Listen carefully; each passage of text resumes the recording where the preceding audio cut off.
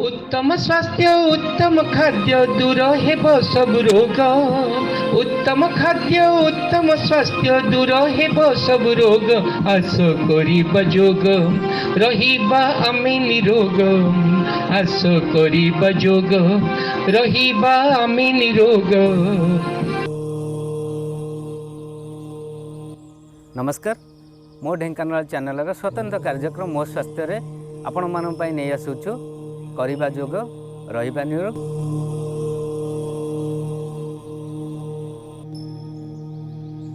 नमस्कार, यही अध्याय रे आपण मानन पई नै आसुछु एक आसन वज्रासन।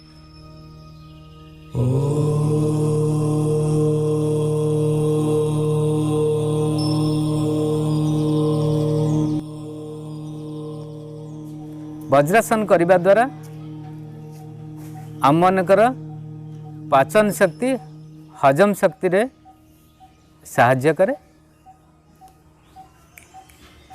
आ मल द्वारा कौन हुए ना एक्टिव रुए संप्रसारण हुए, जहाँफल आमको खाई सारा पर आमे माने जदि 5 मिनिट आमे वज्रासन रे बसी पारिबा ताले बद हजम आमे मुक्ति पाई परिबा।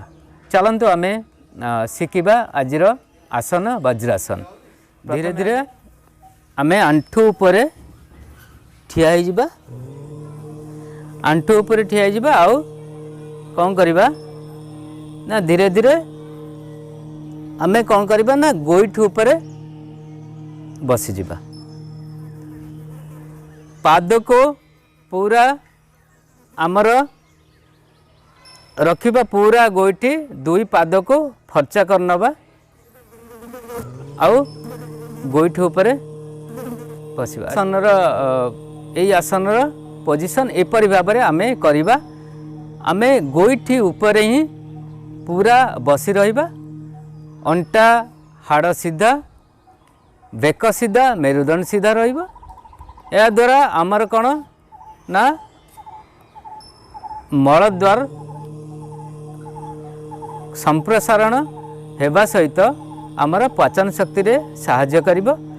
तेबे आपण माने वज्रासन प्रक्रिया को शिखिले तेबे आसंतु आमे एई आसन को माने करि परिबे आ को माने करि परिबे नै। जदि आंठुर किछि समस्या अछि, जोर रे पीड़ा अछि, आउ आपणकर बहुत बड़ समस्या आंठुरे अच्छी, वृद्ध अवस्था रे आपण माने आको करिबे नहीं। किंतु जदि समस्या नहीं आंठुरे ताले सबु वर्गर व्यक्ति माने एई आसनटी करि परिबे। आपण मानको कहिछि जे एई आसन करिबा द्वारा हमर हजम शक्ति वृद्धि करे। आ हजम शक्ति वृद्धि हेले हमर पेटर समस्या किछि रहिबनी। तेबे यही अध्याय रे आमे एठी रखुचु।